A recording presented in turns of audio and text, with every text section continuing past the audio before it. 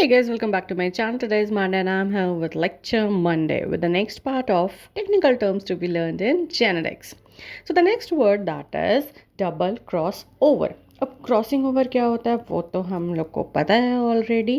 तो cross overs यहाँ पे बात हो रही है डबल क्रॉस ओवर्स की. So in linkage, the recombinant type produced by simultaneous crossing over on both the sides of a gene. It is the least frequent class. मतलब ये बहुत कम चांसेस होता है डबल क्रॉस ओवर्स बनने का कोई भी क्रॉस प्रोजेनी में इन 3 पॉइंट क्रॉस. ठीक है, ऑफ अ 3 पॉइंट क्रॉस. तो बेसिकली एक जीन के दोनों साइड में क्रॉसिंग ओवर हो रहा है. Next is drift.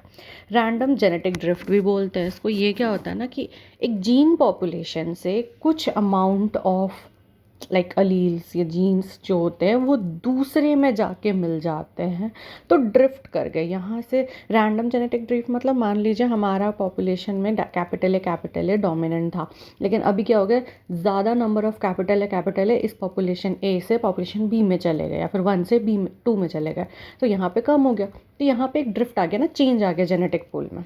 Means genetic pool में नहीं, एक वहाँ के जो पूरे पॉपुलेशन के जीनोम था जो था उसके फ्रीक्वेंसी में एक चेंज आ गया. So that is drift. Next one is duplicate genes. 2 dominant genes producing the same phenotype effect whether they are alone or together. The alternate phenotype being produced only when both are in recessive state.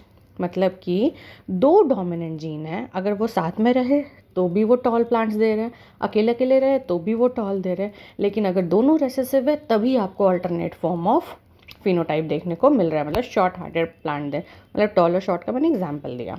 Next is duplication. Duplication में क्या होता है, एक particular चीज़ का duplicate होना. मान लो एक sequence है जीन का, उसमें से ACG है, तो AC जो है वो डुप्लीकेट करके AC बनाते हैं, तो that is duplication. The occurrence of a chromosome segment more than once in the same chromosome or in the genome.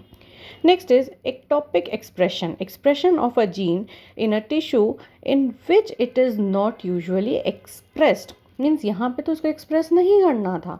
Like आपके जो फिंगर्स के टिश्यू, नेल्स के टिश्यू, वहाँ पे आपको नेल बनना था, राइट. यहाँ पे आपको नेल का सारा प्रोटीन सिंथेसाइज होना था, बट यहाँ पे गलती से एक्स्ट्रा स्किन हो गया, तो आपके एक उंगली में जहाँ पे नेल्स होना चाहिए वहाँ पे आधा दूर तक स्किन है. एग्जाम्पल से समझा रही हूँ. तो बेसिकली एक ऐसा जीन जो कि इस टिश्यू में नहीं उसको एक्सप्रेस करना था बट वो कर गया. Next is egg ovum. तो गैमेट जो फीमेल प्रोड्यूस करती है. Next is element. A sequence of DNA that serves as the binding site for a regulatory protein. जैसे कि उसमें क्या होता है, ऑपरेटर होता है, प्रोमोटर होता है, ये सब होता है. They are cis acting. तो एक सीक्वेंस है जो कि रेगुलेट कर रहा है प्रोटीन को, उसको एक एलिमेंट बोलेंगे. कि जैसे ऑपरेटर एक एलिमेंट हो गया, प्रोमोटर एक, ये सारे कहाँ होते हैं, ये पूरा जो सिंथेसिस होता है ना उसके पूरे प्रोसेस में आप इन सब के बारे में पढ़ोगे. Next is embryo. एम्ब्रियो क्या होता है, अर्ली स्टेज. जो भी जाइगोट हमारा बनता है उसका early stages of development of an organism from zygote. So that's it for the day. If you like the video, please hit the like button, share it, and don't forget to subscribe my channel. I'll again come up. Till that, take care. Bye bye.